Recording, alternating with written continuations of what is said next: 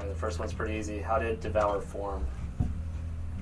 That was like after Cross Laws. Yeah, like how did you came up with the name at work? And then me and him pretty much got together one night and started playing around with some stuff. Yeah, I think I came up with the name because it's named after like the Japanese record label.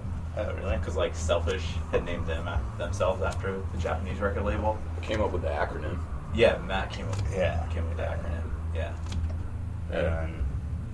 But we were playing with Ben for a while, and then how did you get involved? North Carolina Hardcore Punk Metal Freaks.org. That was on this website that Daniel had around for a while. It's just like a forum, and they need a bassist. I've known these dudes for a while, just going to shows, and it's kind of worked out.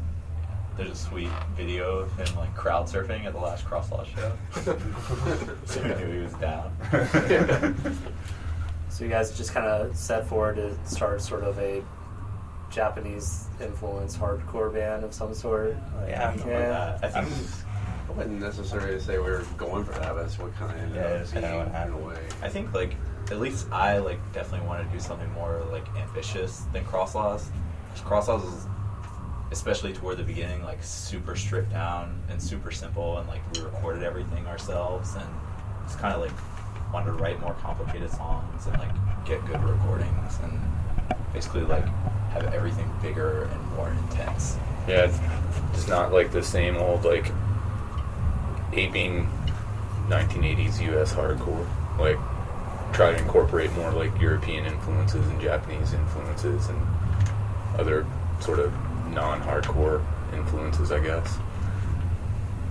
Like kittens. Yeah, like kittens in King Crimson.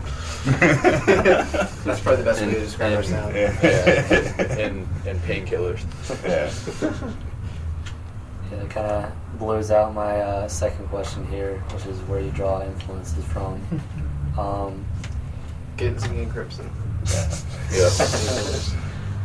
Alright, this is something I always thought was really cool about you guys. I mean, other bands do it, and I think it's awesome. It's the whole kind of like pulling away from the internet, like not having much of an influence.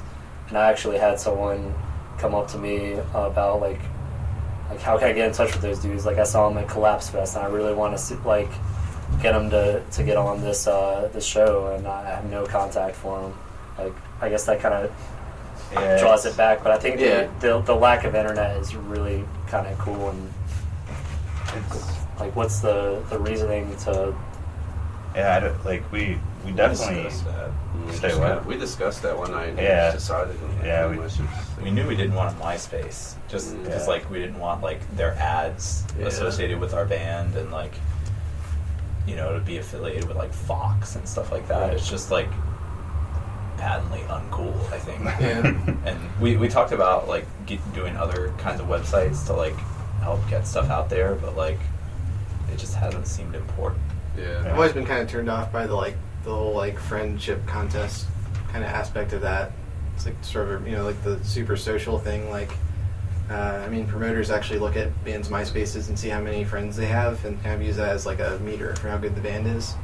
So, and that to me that just seems ridiculous. I mean, like the bands that have like either a person in the band or somebody's girlfriend or something that just spends all day like friending people, like check out this band, if you like blah blah blah, you might like Devour. Like I don't know, I just seems ridiculous. We don't want anybody to like us. we don't fucking care if you like the band or not. It is true though that we just kind of don't care. Like I'm in this band for me. Like people always think we broke up. Like Lodger Problem was like on tour like all of last summer, so we didn't play a show for like 4 or 5 months. And everybody when we came back was like, Devour's still a band? Yeah. We practiced every week the whole time. Yeah. Twice a week.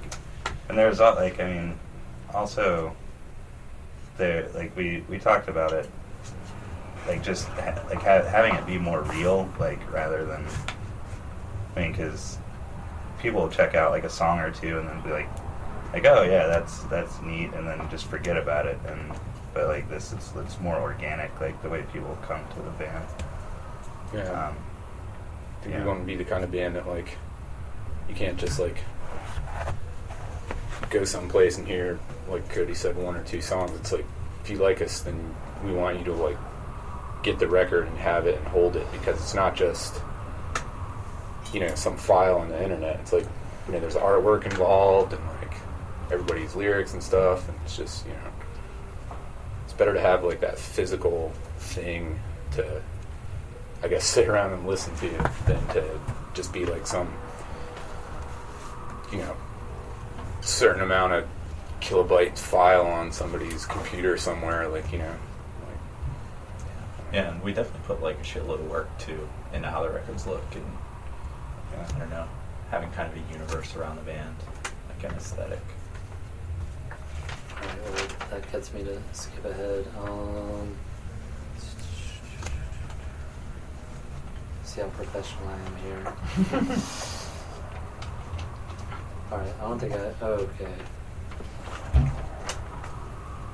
I feel like I should reword this. I'll just ask it and I can reword it later if it needs to be. I guess I didn't really bring up the LP here, but tell me about the progression from the LP to the new Inside Circuitry 7-inch. Like, I guess I should have asked about the LP first. I don't know. Yeah, I don't know. Did we progress? no progression. all regression. Sounds exactly the same to me. Yeah. I don't know. I think it sounds noisier and, like, Yeah. I think it's like, I don't know, heavier, I guess. Yeah, it's like, heavier. it's not like, I don't know. I think it sounds a little bit more blown out than the LP, but musically I don't think we've changed that much. Like, you know, we all still listen to the same sort of stuff. Like, I think probably like the new stuff we're doing is probably more of a departure from you know, like, I don't know how to Chris' say it. 7-inch That doesn't stuff. sound douchey. The new songs that we have that aren't on the 7-inch yet are more of a progression.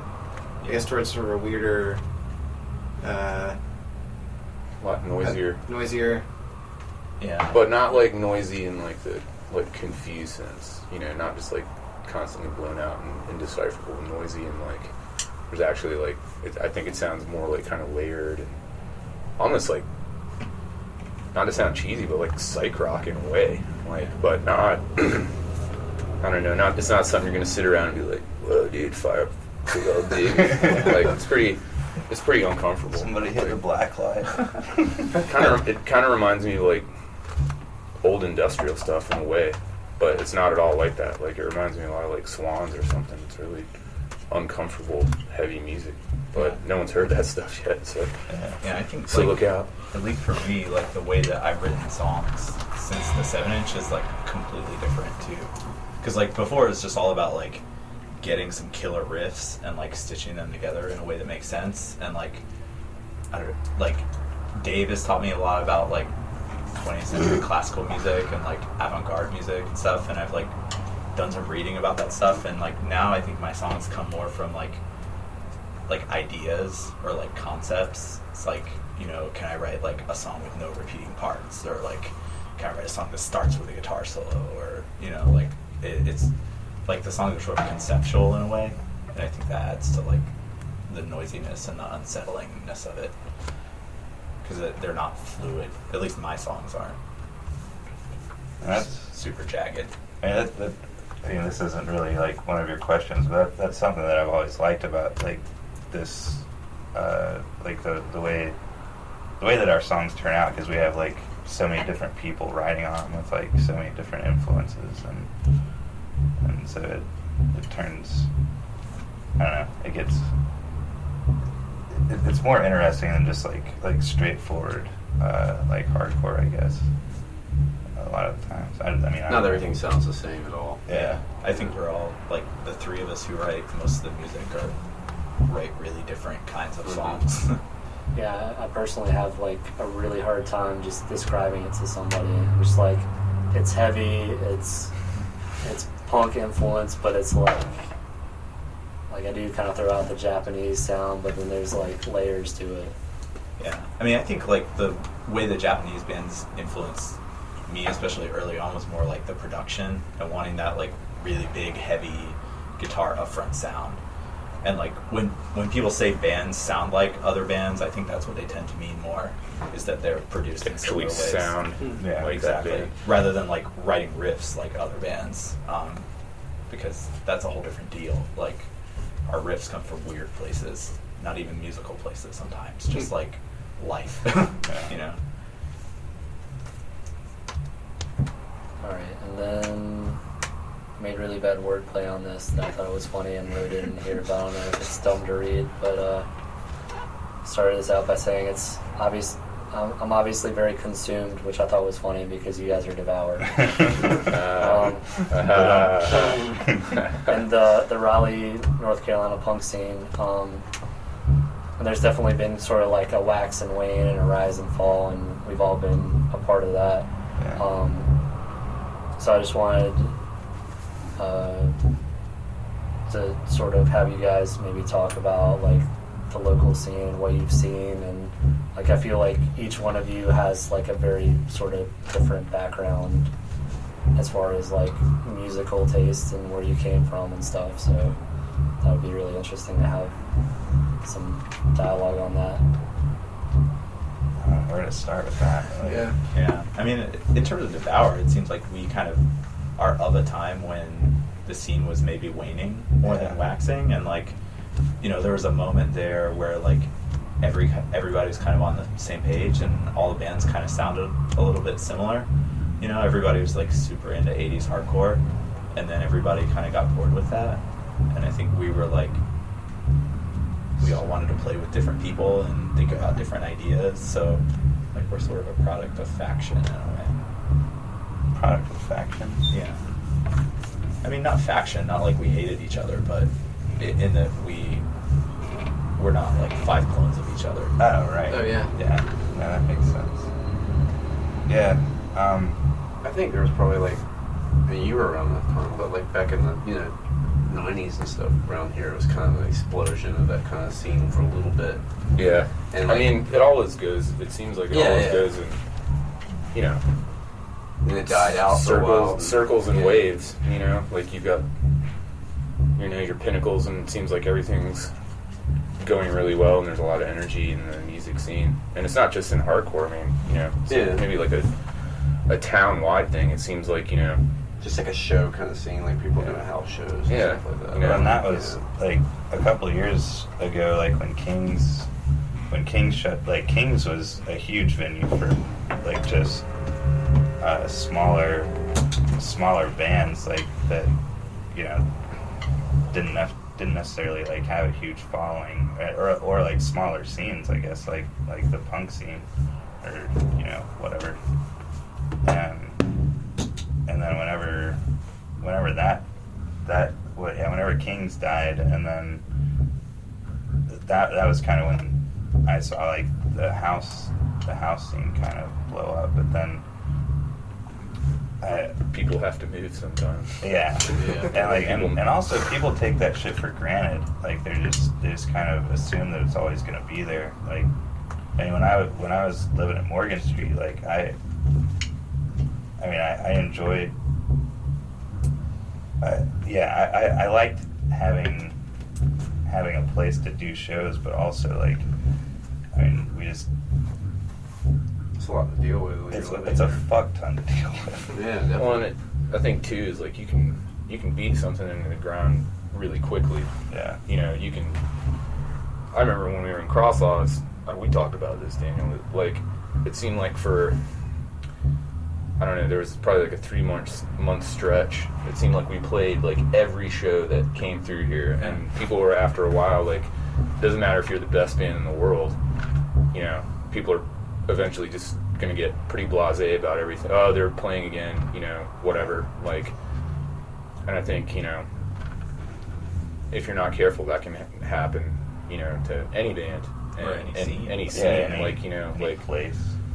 it's nice to have house shows and stuff, but I don't know, it kind of bums me out sometimes because it seems like if you do it too much, then you start getting people that don't normally show up to shows for the music. They just want to come hang out and party. And I mean, I'm not anyone to tell anybody not to party, but like, you know, it's kind of a bummer, like when you're really stoked about seeing a band and you're really excited about it, but then you look around and everybody else is there just like getting blasted and they don't give a shit about this awesome band that's playing. They're just sitting out front and drinking 40s or whatever. Like, I don't know. I think you can definitely, like, I don't know, it has to be sort of metered in my mind. You can definitely like overdo it and like seriously like put a damper on your individual music scene, I guess. Like if you just beat it into the ground and constantly do it all the time and don't try to keep it fresh or like interesting, then people are just going to get bored with it. I think that's human nature. I don't think that's just hardcore. I think that's any kind of music that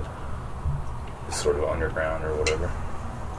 Or you want to know more about like the local bands and stuff that have come about? I mean, I can just ask that as a different question in a little bit. I don't know, your question sort of made me think too, like we are sort of emphasizing the way that like things are discontinuous and like scenes rise and fall, but at the same time, like we're sort of weirdly connected to, I feel like there's a really strong regional identity in our music too, and it's weird that like I've always thought we kind of like end up sounding a lot like COC, like especially like sort of Animosity, Technocracy era, and that's like nothing we ever set out to do. I feel like it's just something like you live in this town and like the weird sort of combination of metal and punk and rock, like it's like in our blood. We couldn't get away from it if we tried, probably. It's like I'm reading this book. It's about like architecture actually, but he talks a lot about like, or like I'm in a section that talks about like musical space or like musical identity of cities and like or like the acoustic value of different cities, and like it's sort of like along that, like we like inadvertently we've been like immersed in that, and so it's hard to not like somehow have that come out of us, I guess. And I thought it was interesting that you brought up Kings, and then Matt kind of was talking about house shows. Like with the imminent return of Kings, do you think that'll breathe some new life, or do you think that'll change the punk scene, or do you think it'll just be pretty much still house shows? I'm not positive. I don't know what to say about that. Yeah. It's just like TBD. TBD. Yeah. I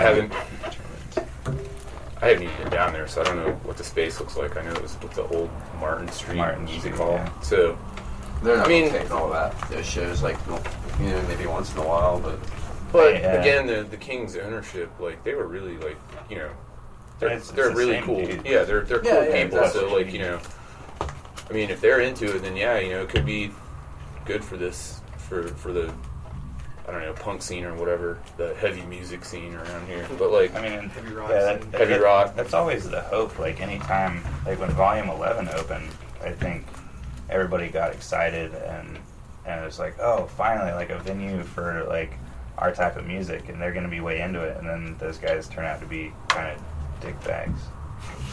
And the space sucks. Way to put them on blast, dude.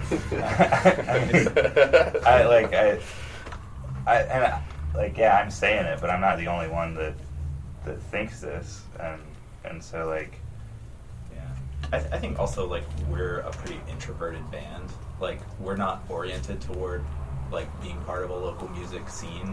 At least I don't feel like we're really accepted. Like in, you know, like Double Negative is a band like you go and see like all kinds of people come to their shows. Like, they're like a local band. I don't know if that even makes sense, but like we're not like that. Like we have way more people into us like in Richmond than here. Yeah. You know, like We're like other towns. Yeah, we're just sort of more oriented toward like a Towards like the a gong. national or an international scene rather than a local scene. I mean, we depend on that scene for like people to support us, and we're appreciative of them. But I feel like we're hyper focused on our songs, and I don't want to say we're like a studio band, but like we seem to be really focused on like being prolific with having all these songs and kind of like our recorded output. Well, and that's, I mean, yeah, it's back to sort of the same thing. Like there was a while that we were playing a lot of shows and we weren't, like I like playing shows, but we weren't really writing. We were just kind of like preparing and making sure that like we were gonna do good at the shows. I don't even know how many new songs we have, but once they're done, I mean, we could probably put out like an LP's worth of new songs, like, and no one's heard them. If I can get off my ass. Yeah, if Cody can finish the Maybe we'll lyrics. get his shit together and write some lyrics. But I think that when people It's cooking. hear these songs, I think they're gonna be like, man, what's going on with these guys? Like, really, I think they're like really, they're like, Are they okay? yeah. I think it's like, but I really do. I think they kind of move away from actually what you were talking about, that sort of regionality, because I just think they're fucked up as shit. Yeah. Like, they don't sound like, I mean, they sound like hardcore songs, but I think that influence is more apparent, and like, I don't know. I think we've also gotten like lumped in with other bands that we sort of sound similar to, and I think like you're gonna have a real hard time like pigeonholing what we're doing now. Like, I think people are gonna hear it and they're gonna be like, I don't know what this sounds like. It sounds like bad drugs or something like that. Like. And that's I don't know. I guess that's a little bit off topic though. So like, I don't know. Yeah, there's like. What was the question again? Not that it's like that important, but like I wonder sometimes like if we're gonna like lose people, like they're gonna be like, this doesn't sound like the LP, like what the fuck is this, like, but once again, I mean that it's ridiculous to like stagnate and just like do the same thing over and over. Like, I mean, what's the point in writing the same, like, I mean, I don't want to be fucking AC/DC, Well, it doesn't seem like that's the case. I mean, like we have 2 post 7-inch songs that we played live, and those are the 2 songs that people are most stoked for right now, Yeah. which is awesome. Yeah. It's really like gratifying. I don't think this music's formulaic either. Like, but I mean, it does fit into like a genre, I guess. Like, it's hardcore punk, but I don't think it's just like, I don't know.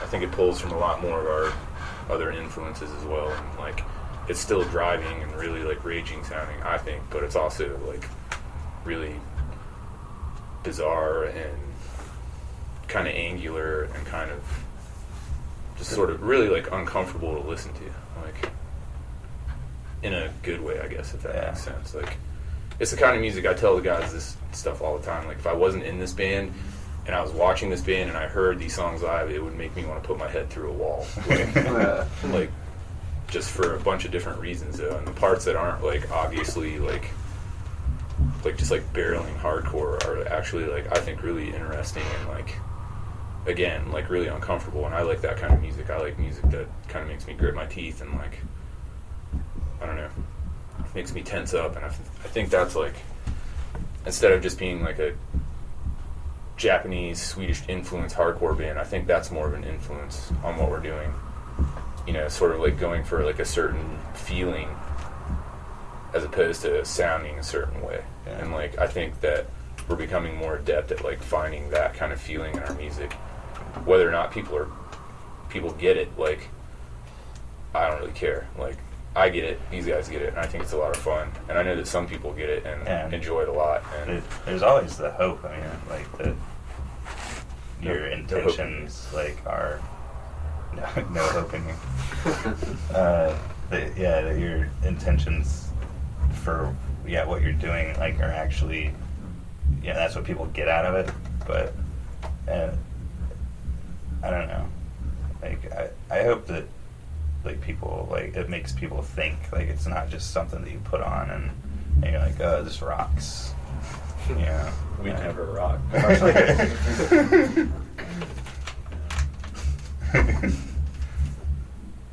That was sort of off topic too, but we don't interview well. no. So I guess sort of not exactly in that vein, but I didn't really write a question for this, but I guess this is a stock question to ask. Sort of where you where your influences for writing lyrics comes from then? Like, what does it kind of focus around? Well, yeah.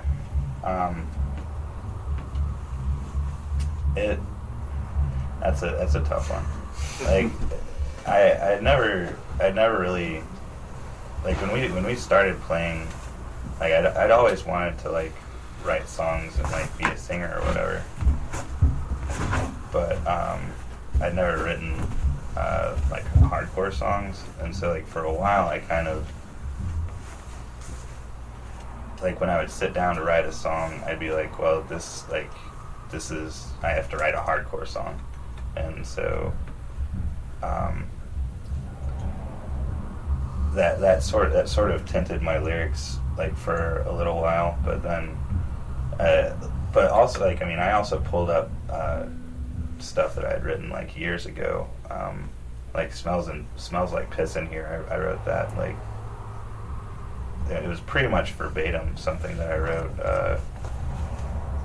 It's probably 2 years before we started playing, and now, I mean, like, influences. I'm not positive. It's such a bizarre, like, concept too. Like, I thought about that when you asked about musical influences. It's like, we don't rip bands off, you know. Like, Yeah. we don't. I would say we're barely ever, like, influenced by the bands that we actually sound like. You know, it's we don't take things from other people. Like, we're not. This isn't collage, you know. It's not like riff It's not listing clip some art. Yeah. some bands. exactly, like, everything comes, like, really organically from us, and when things feel familiar, we tend to question them and tend to break them apart and, like, make them not work. So I don't know. It almost seems like influence is more of a negative thing. Like, oh, that sounds like too much like this or too much like that. Like, let's pick it apart and, like, make it weirder. And that's sort of kind of how I write now.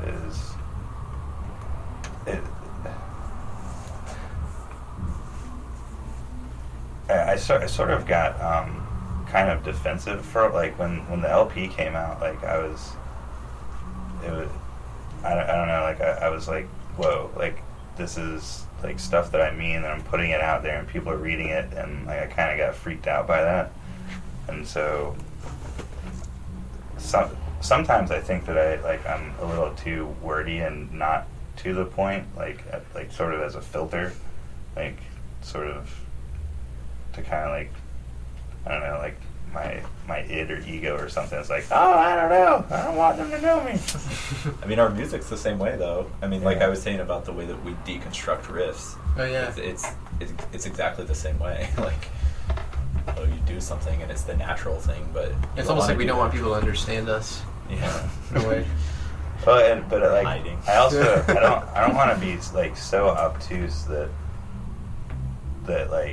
none of the meaning comes out. But like, also, I just there is a point in being, like, super straightforward with stuff. But a lot of times, to me, that seems boring. Like, if you're just like, I really don't like capitalism. Like, Yeah. Well, I mean, like, not to, like, talk about your lyrics or anything, but when you are super blunt, like, it has a lot of impact. Like, where's the laugh track to your shitty life? It's right here on my lips. Like, Yeah. when you say that, like, it sticks out, and you remember it. So. Unless you're at an anti-bubble show. Yeah. That's the trivia question. I don't know. Does that answer the question? Yeah. We'll answer it for somebody. I mean, yeah, and that, like, I mean, that's another thing. Like,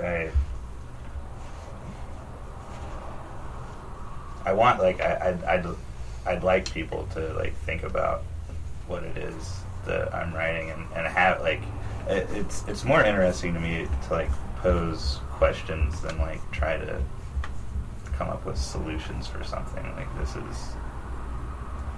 is a social problem, and this is how I think it should be fixed. Like, I mean, that's kind of Kind of arrogant. Yeah, it's arrogant and it's just plain silly. Like And it's been done a million times. yeah. All right. I guess I can lump these two together, but then sort of split it off because I think these will have like good sort of stories behind both of them. It's like I'm basically going to ask you about the Collapse Fest and then about the weird Camp Out Fest. Right? Yes. I'm saving that one for a second. That's gonna be a story. Yeah, that's gonna be a good one. Oh man. Oh jeez. All right. Collapse Fest. So I'm gonna do the Collapse Fest one sort of first. So you guys seriously destroyed Collapse Fest a few years ago. What was it like being some more like plainclothes looking punk band playing a crust fest? What was the I love this. It was Hank Williams went up to see that show, and he said that he was standing in the audience, and he said there was a group of people that when we got up there, they were like, who are these like hipster douchebags or scene douchebags or whatever. Yeah. Another dude he was like, I didn't know Weezer was playing. Yeah, like, And that, yeah. we kind of made a point to dress a little bit nicer than we would. Yeah, we I wear sort of a wanted to sweater fuck and a with button people. down. I think that's part of like, in my head, a lot of the bands that I've seen that just look like regular people. Like, they don't spend time trying to like pursue some sort of image. They just worry about what they're doing musically. It's not Like- a fashion show. Yeah, they don't worry about like fashioneering. They worry about like playing their songs to the best of their ability. Like, even bands that like I've seen that I didn't think necessarily they were the greatest musicians. They just had like, you know, they weren't trying to put on airs about who they are. They just went out and did it. Like, those are always the bands that I like, and they usually just look like regular guys to me. You wouldn't be able to pick them out on the street, or if you did, you'd think they were like some like weird scene kid or some shit like that. I don't know, but like, And it, I don't know. I think at Collapse Fest, I mean, I loved playing that fest. Yeah, Like, yeah, there were some good bands, I thought, and like I met some nice people, but there was definitely like an air of like, who the fuck are these guys? Like, because yeah, we didn't look like we fit in. And it, like, I probably got a little too drunk, and I got like, by the end of the night, I was super pissed. Like, Yeah. I mean, we don't fit in musically very well as a crust band either. I mean, I feel like maybe like our visual identity was worth matching our musical identity in a way too. It's I don't know. We obviously like owe a big debt to a lot of those types of bands, but maybe we can figure ourselves against them in some ways as well.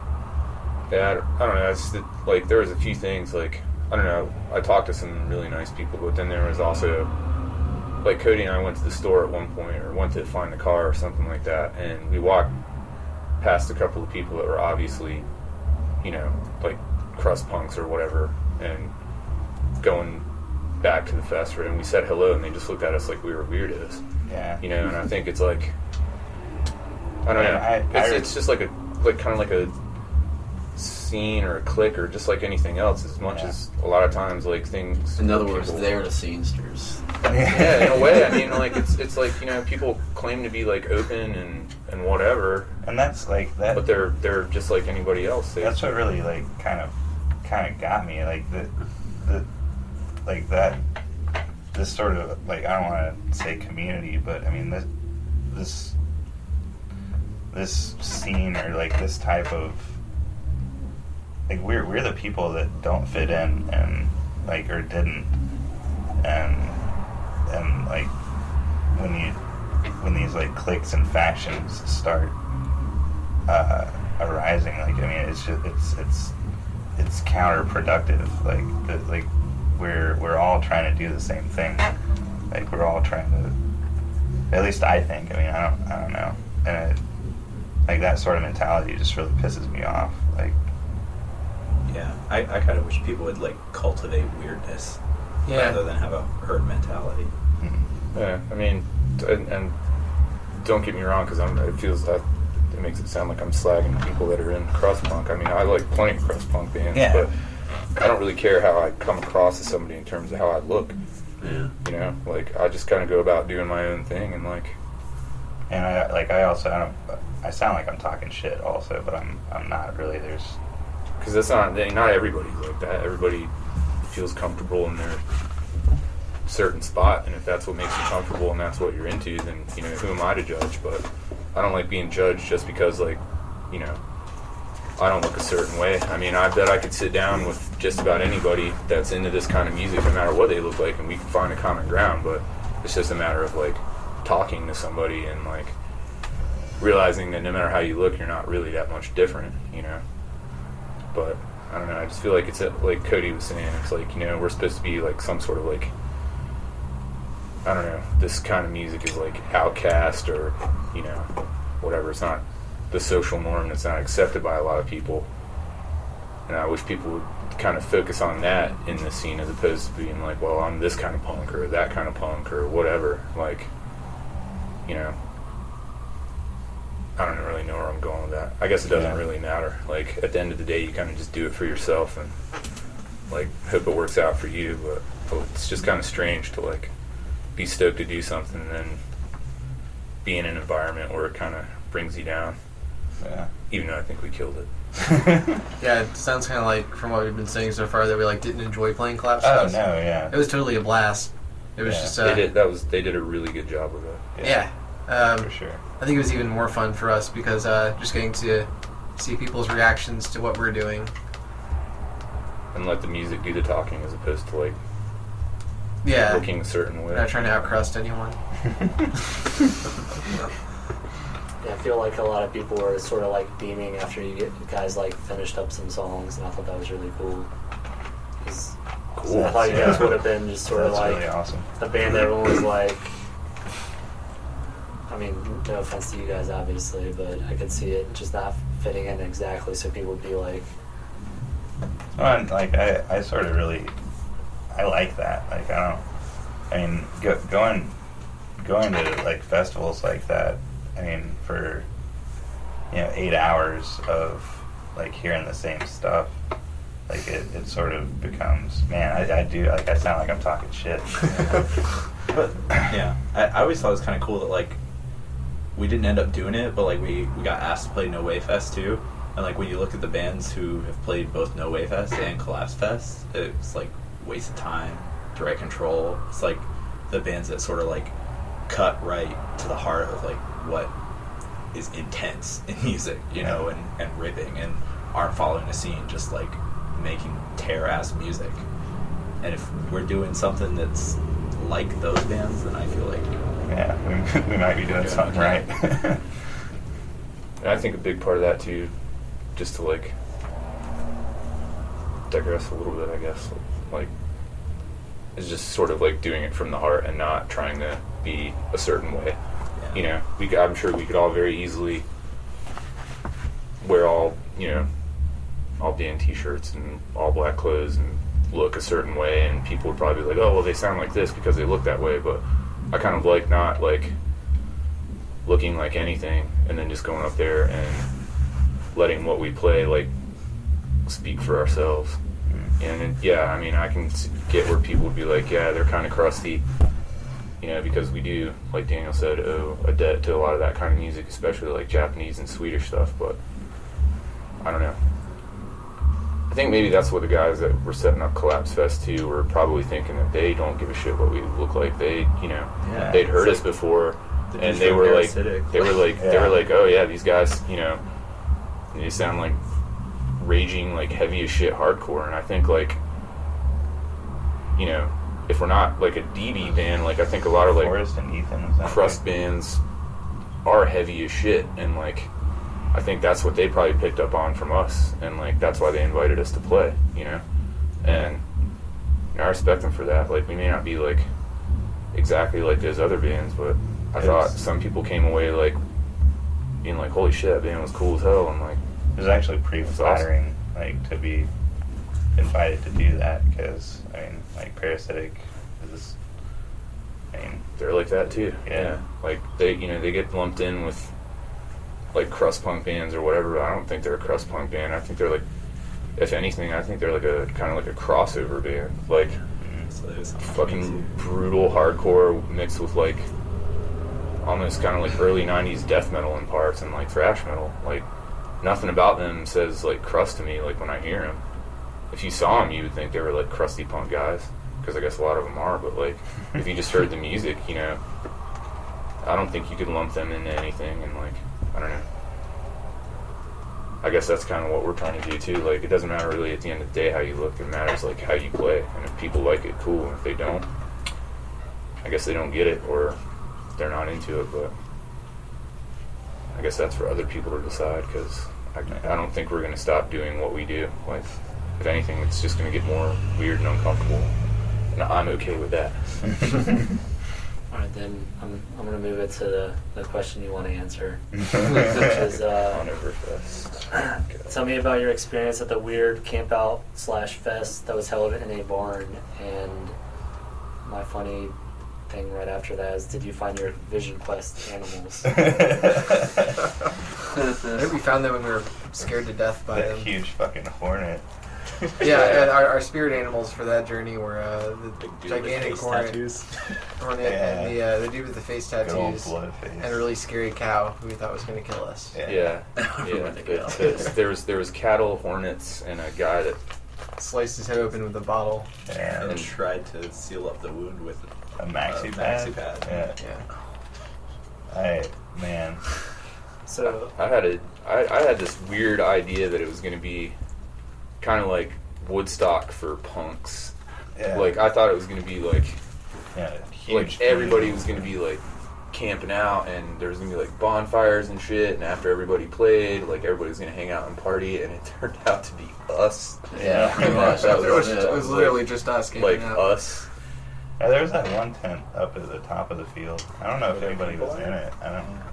I didn't see anybody in Yeah, there. Yeah. it just seemed like when we heard about it, it just seemed like all this possibility there. Like anything could happen. Yeah. And then nothing happened.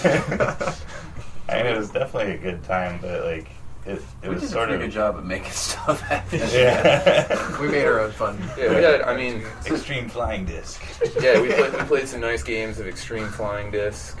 And that was like We played a good set. Like we rolled out of the van like all goofy, throwing this frisbee, and it was another one of those like, who the fuck are these guys? Like moments. Like, Now we have a hacky sack too. yeah, oh yeah. It was funny though, because like some people got it and they were into it, and then because I kept trolling for people to play with us. Like I had this like grandiose vision of like 50 people playing frisbee and being like, "Oh, what's up, dudes?" But it didn't happen at all. Like 4 people played for a little bit, and then they kind of moved on, and we had to keep yelling for people. Hey, look out! Watch out for the puppy. Watch out for the Extreme Flying Disc. Yeah, that was. It was a strange. It was a strange strange Night. night. We ate a bunch of mushrooms that night too. Yeah, I hope my mom doesn't ever read this, because yeah. I'm gonna drop it off at her house. Yeah, my brother lives close to there, and he had some fancy mushrooms to bring to us. We actually didn't know if he was gonna come, and then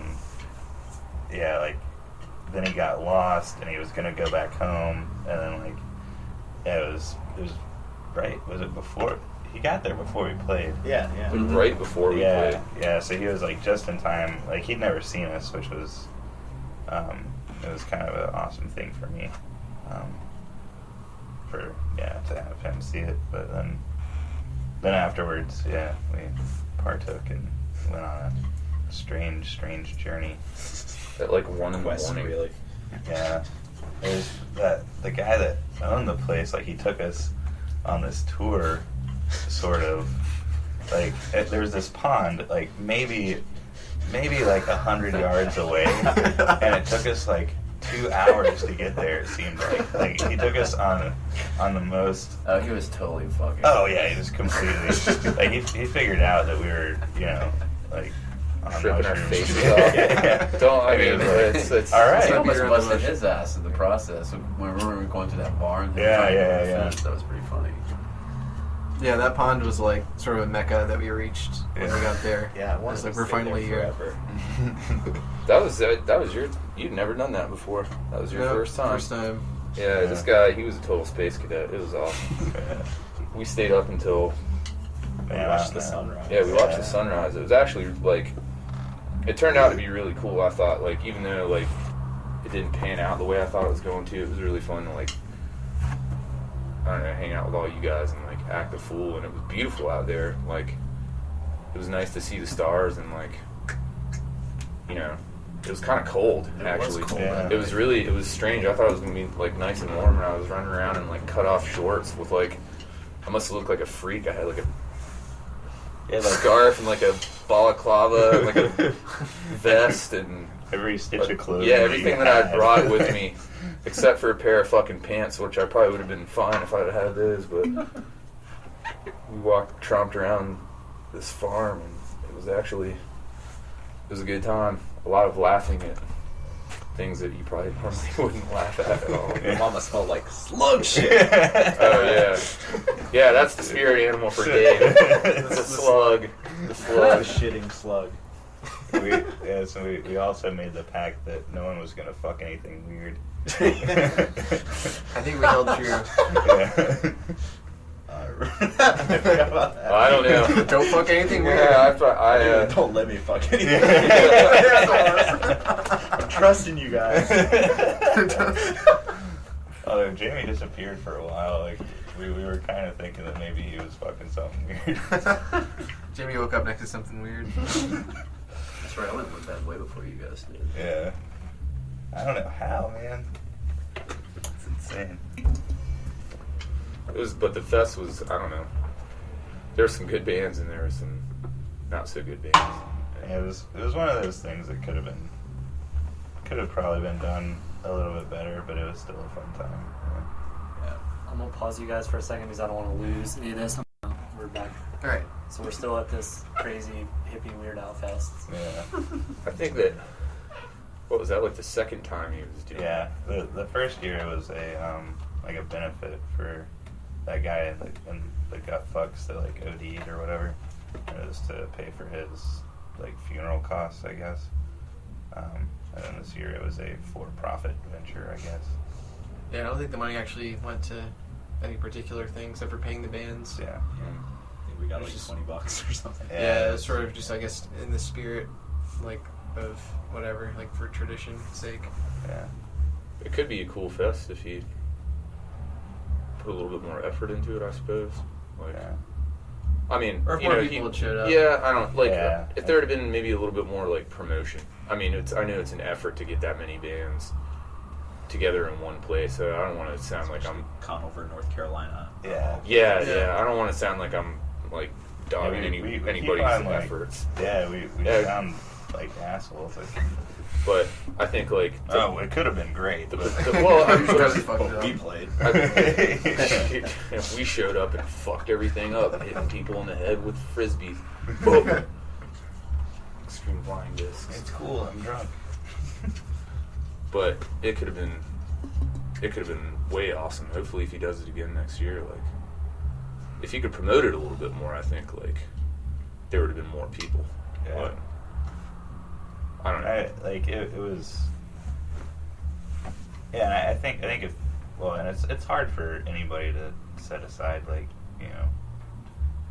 that's not hard to set aside a day. I think if people had like actually stuck around, it would have been a lot cooler. But it was more so just like a regular show in that sense. It was just like a really long one. Like people showed up and left. Because the potential out there was great. They had just like a giant field. And I was like, holy crap, this is like awesome. Yeah, I thought people would be grilling, Mm-hmm. hanging out, playing games. Punks having fun. Yeah. Tossing around the extreme flying disc. It's just us. Yeah. I guess that's why we're in a band together. Yeah, and this isn't in one of the questions, but if there was, I don't think there's any other four dudes that I'd rather be in a band with. It's like there's no ego, there's no drama, like Yeah. no one's trying to be like band dictator, and like it's fucking awesome. Yeah, I hear horror stories about other bands, and this isn't related to this question either, but I hear horror stories about other bands about how, like, so-and-so did this, or won't compromise with that, or doesn't want to do this, or blah, blah, blah, and, like, that doesn't ever seem to happen. Like, it's always pretty...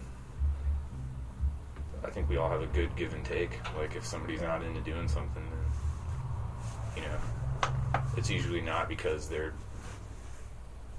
just being an ass about something. It's because, you know, maybe they see it a different way, and we can usually talk stuff out and figure something out that works for everybody, and it's a nice environment. Like, I don't know, I'm sure some people dread, like, being in a van for, like, a month with other people, and I think, like, if we ever do manage a long tour at some point, it's going to be great. Yeah, I can't wait. Yeah. But, yeah, who wants to tell the story about the guy that smashed the bottle on his head? I forgot about that guy. That was the high point of Conover. That was the high like, point and the low point simultaneously. That was right after we dosed, wasn't it? Yeah.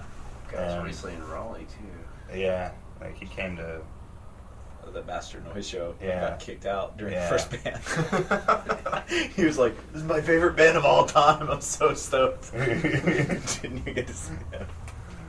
Go ahead, Cody. yeah. So like we're sitting around the little camp stove, like making tea or whatever, and there was this car next to us that was blasting this god awful music. What was it? So Some sort of douche metal. Yeah, really call it douche bad, metal. really bad, like bro metal stuff. that guy's gonna read this and like come hunting. That guy can't read. So like we were sort of making jokes about the car, like Jesus Christ. What was locked? We tried to get into Oh that. yeah, turn it off. And then so this girl comes out and she like turns the music down or whatever, and I guess it was his friend or girlfriend or something. And then all of a sudden Luke, the guy that was putting it on, he comes up with this dude, and he's just like gushing blood out of his head, and he sits down in the passenger seat and is just like incoherently babbling and like playing with his blood and like blah, blah, blah, It was like after school specials about people on PCP. yeah, That was the vibe. I felt really bad for that girl's car. yeah. And then Luke comes up with like towels and stuff, and they all pile in the car, and it's like, well, I guess we're going to the hospital. And which apparently they didn't do. Like the end of the story is they took him home, put a towel on his head, and told him to go to bed because they were afraid that he was going to get, like, if they did go to the hospital, he was going to get like institutionalized, and which I kind of thought would be a good idea. Yeah, it probably would have been for the best. I mean, Good idea for everyone. It seemed like they were just like, let's just take him home, let him chill out. He'll be alright. Well, the next day, after that guy Luke came up, for some reason or another, showed us a video of this guy ranting about it was the same night. Yeah, he showed Yeah, us no, I'm video saying, and we but were, like tripping balls. the next day we were like, Scary. what's up with that guy? And he's like, oh, he does this kind of thing all the time. And I was just like, phew, come on, natural selection. And this is like at a fest that's like a memorial for a dude who like OD'd a year ago, like their good Yeah. friend. It's like, And That's- it seemed like everybody was on something there too. yeah, So that's what Conover was like for us. Yeah, Really weird. really Bloody. That's a good way to conclude that one. It's continuing the shows. So at the Attaque Parasitic, and there was some other band that I don't remember their name, so I'll probably put that in later, or if you guys remember. Take Parasitic and Wasn't there a band that started? Raw nerves?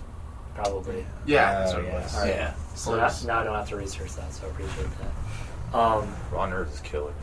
You guys had Ashley, who's a 16-year-old, like, crazy thrashing girl, sing for you guys, which I Yeah. thought was awesome. Is that something you guys are going to continue to have her sing on that song, or? I don't know. Like I'd be into it. We haven't really talked about it since. Just kind of a spur of the moment thing. Yeah, I don't know. We haven't really talked about it. Yeah. I'd be into her doing it again. Like, she really loves Devour, and I thought she did a really good job. Yeah.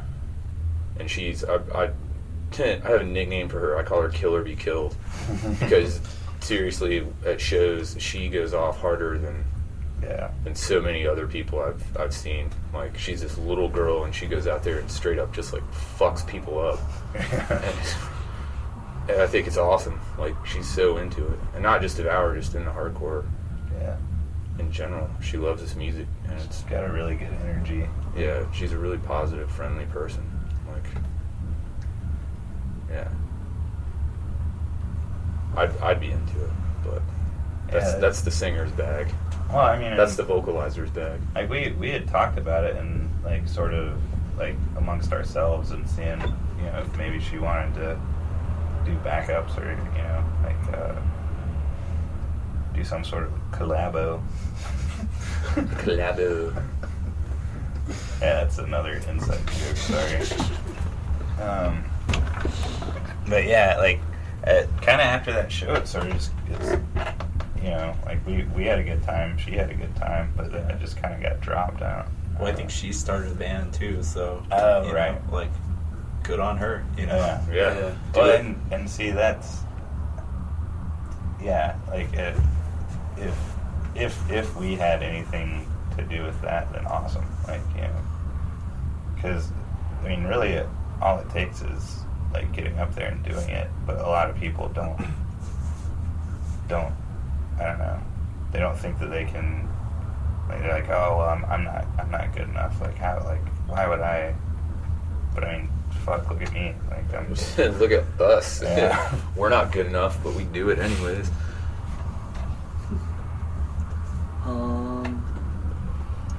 Yeah, this wasn't addressed. What other bands do you guys play in? I guess might just be just you guys. Yeah. No one else is. I'm in Strip Mines, and I'm in a few different bands. Like 5 bands or some shit. Right? Yeah, I can't keep track. I don't know if it's 3 or 4 right now. It might be 5. I have no idea. Right now, I'm also in a band called Anti-Bubbles, which is like my other main project, I guess. And that's kind of like a Weezer-style power pop band. Actually, Matt used to be in that band too. yeah. Yeah, I play drums and bowls. That's a lot of fun. I play guitar in that band, sing. Yeah, that's really the only main one that I'm in right now. I've done some stuff with the Future Kings of Nowhere, which is another kind of big triangle band that I guess people in hardcore circles generally have not really heard about because it's kind of like I guess Shane, the main guy in that band, calls them like acoustic pop punk, sort of a poppier thing. I like to kind of spread out the kind of stuff that I'm active in. Alright, somewhere in here, I don't know, you guys can answer this or not. It's not that exciting of a question, but I figure because you guys are all sort of record geeks, like what kind of jams you've been listening to lately? Like, if that's not that interesting of a question, that can be stricken. I'm up for that. I don't Let's care. go to- I like take turns. Jamie. Jamie. Well, I listen to Misfits all day today, so Yeah. there you go. I don't even think I listened to music today, but I don't know, like, yeah, it'd be kind of, I think probably, what have I been listening to? I mainly listen to music at work now. No, I think the last thing I listened to at home was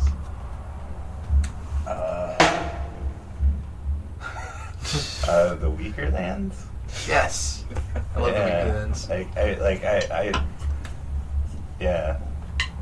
I get no scene points for like my musical selection, really. Like, Whatever, Weekends rule. I go back and forth. I listen to hardcore. I listen to 70s rock, so it's kind of that. Yeah. Yeah, and I probably listen to. I don't know. I don't listen to hardcore that much anymore. I guess I listen a lot to like glam rock and like new wave and post punk stuff. Yeah. I think my tastes are becoming like a 16-year-old goth girl. All I want to do is like The Cure and Joy Division and The Fall, stuff like that. So, Scott Williams, he's my boss, like at Remedy. He gives me the hardest times. He's like, I thought you were a heavy metal rocker. You're listening to this fucking Leonard Cohen shit. I listen to nothing but hardcore punk all the time. I've been listening to a lot of stuff like a lot of Killing Joke and a lot of the Swans. And ABBA. And actually ABBA, believe it or not. We're all huge ABBA fans. Yeah, and Except for me. and a So lot I of want that on the record. For the record. And I kind of had like I've always liked old like death metal, but I've had kind of like a resurgence. I've been listening to a lot of like old Swedish death metal and like some older American stuff like Ripping Corpse and Incantation. And then I don't know, for some reason I've been listening to a lot of Out Cold. Because they roll. Yeah, because they're an awesome band, I guess. I'd listen to a mediocre band. Yeah. Get really obsessed with them. And then I don't know, and then just like I've seen a lot of bands recently, so the bands that I've seen, I've been listening to their stuff, and some of it I really like a lot, and some of it, just trying to see if I get it. But I don't know, I've been listening to the Coughing Fit EP, and I think that's pretty good. And then I've been listening to the Raw Nerves LP a lot. I think that's actually really good. I think they're a really talented band. They're good guys, and I think like I don't know. I don't want to say they're underrated because I don't know what other people think of them elsewhere, but I think they're one of the better bands that I've seen in a long time. And I've been listening to a lot of jazz, like just Really? yeah. You didn't strike me as a jazz man. Yeah, not like new white guy jazz, like Yeah, like real like fucking like jazz. like old jazz, like just because I don't know. I like it because it's really free form and I don't know, just relaxing to listen to, and it's not as intense or.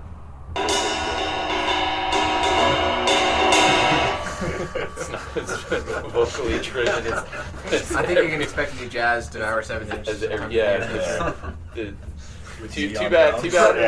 that it'll never show up in my drumming, because those guys are actually really good and I'm just a hack. But like, yeah, like I don't know. I guess that about sums it up for what I've been listening to. And Bathery, lots and lots of Bathery. Yeah. I listen to all sorts of stuff. Kind of varies from day to day. Today it was DOA and Envy, the Japanese like heavy shoegaze band, and what else? I've been listening to Anamanaguchi a lot. This is an awesome band from Brooklyn. It's young guys. They're a chiptune band. It's they have a hacked NES and a hacked Game Boy, and they have that playing music. And it's two guys playing guitar and it's a full band. It's a 4-piece, 2 guitars, bass, and drums. They're like super high energy and awesome. It kind of sounds like a Technicolor video game. Like I don't know.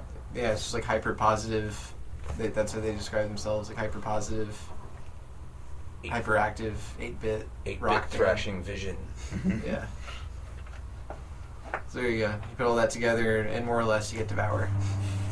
Yeah, our band trips are exciting. We listen to good music, different types. Oh, crap, it worked. I thought you were making a bow, but I didn't know how the fuck it was gonna. Well, I'm off to hunt deer, dude. Very, very small deer. Really tiny deer.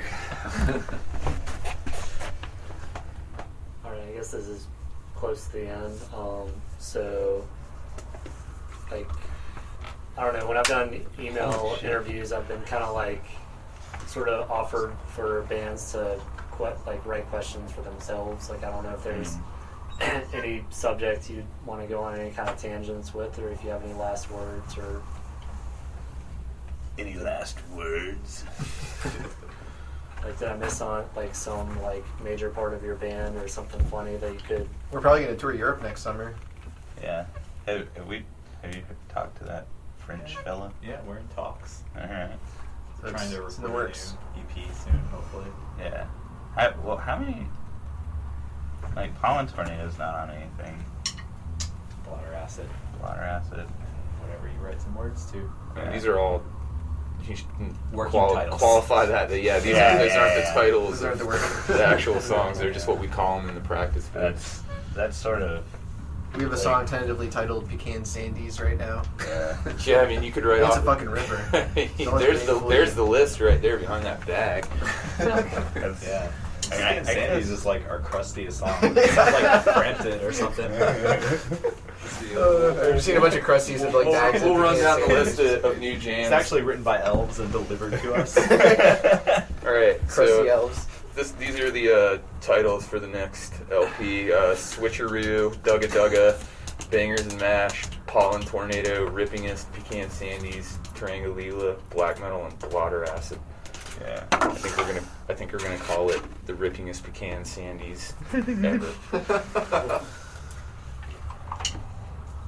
As like, yeah, I take so long to like come up with lyrics for stuff that even once I name songs, like we end up calling them fucking Night Moose and Lane Staley, rest in peace. yeah.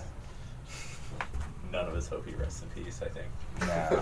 Fuck you! I like Alice in Chains. I thought kissing ass, just for that. What else? I don't know. That about covers it. It's our current plans right now. Not sure what we've been doing. Maybe a short Northeast jaunt with who was that? Yeah, we were talking about Worm eaters? manipulations. Manipulations. Yeah. All these awesome bands want to tour with us. Yeah, like And that, bands get in touch. Seriously, like yeah, and that that's one of the. It's sort of the double-edged sword thing. Well, you're on the internet all the time, and I guess that's. Yeah. Yeah, I really do have no idea what people think of our band, though. I don't know. The other day, this dude was telling us, you guys probably don't know about this, but like, do you know what Mysterious Guy Hardcore is? Apparently it's us. Apparently. what? Yeah. Mysterious guy hardcore. Mysterious guy hardcore. All right. We swoop in the dead of night, play a show, and then just as quickly evaporate into the ether. Yeah, we're like the black ops of hardcore. You don't know anything about us. We don't even leave footprints. You know, I'm just gonna write all this ridiculous stuff into the description, and people are gonna be like, "What the hell?" That sounds awesome. You're gonna hit the shit out Met of at our this. ninja training. In In mountains of northern Japan. You guys are about to be the Black Ops psychedelic, introverted. Mysterious guy. Mysterious guy. King Crimson kitten loving. Drug addled hardcore. Mushroom eating. Pretentious seedy douchebag. Who don't enjoy anything even when people try really hard. Appreciate the hard work of fest organizers who tries to play their events. We're never gonna get invited to play a We fest. talk shit on after every this fest we ever go. We're really glad they did it, to but play a show again. We're never after gonna play this. it. We're never playing again. This is Devour's Death Knell as recorded for Maximum Rock and Roll. yeah, I guess we should. I can't think of anything else that. I mean, I like riding bikes. I think we could have more merch. Yeah, I think that we could make more money to print that merch. yeah. Devour panties. I've actually. I found Brian Walsby's notebook, and he was doing merch for COC. Yeah. And Righteous Fools had thongs. Yeah. And sold 2 of them. And that's COC show. 2 different people bought Righteous Fool thongs. Using Devour thongs. Hey, The wrong people would buy this. Yeah. We're a band that's liked by fat, old record nerds. I don't know, man. I mean, that could be cool. We're not street sharks. Some Devour booty shorts. That's more of an intruders thing. Yeah. What article of clothing best describes Devour? Button down. Scarves. The cardigan. Yeah. A cardigan. Cardigan. We need Devour Tukes. Only if we can call them tubes. Hard. Yeah, there's no toboggan. Hey man, can I have a toboggan? We don't have toboggan. Man, sorry. We don't sell sleds. We are not Ace Hardware. We all like They sell sleds at Ace we all like Hardware. eating good food and hanging out with awesome people. So if you like the food, you're an awesome person. You should hang out with us. Yeah. And come talk to us because we like talking to other people. Yeah. We're not weirdos or jerks, even though this interview might make us sound like we are. We're actually big old fluffy kittens. Make sure they put some of the stuff in like the little bold areas on top of there. Yeah, like, we're Pull just- quotes. We're just big old fluffy kittens. Like, yeah. Slash pretentious. Inquiring minds want to know, what is Devour like? Oh, big fluffy kittens, I see. Describe your makeout style. Slobbery. 3 words or less. Three words or less. That's a task. Clammy, urgent.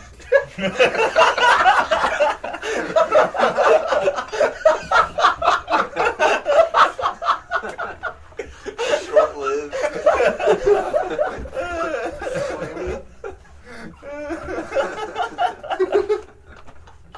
I just weirded myself out.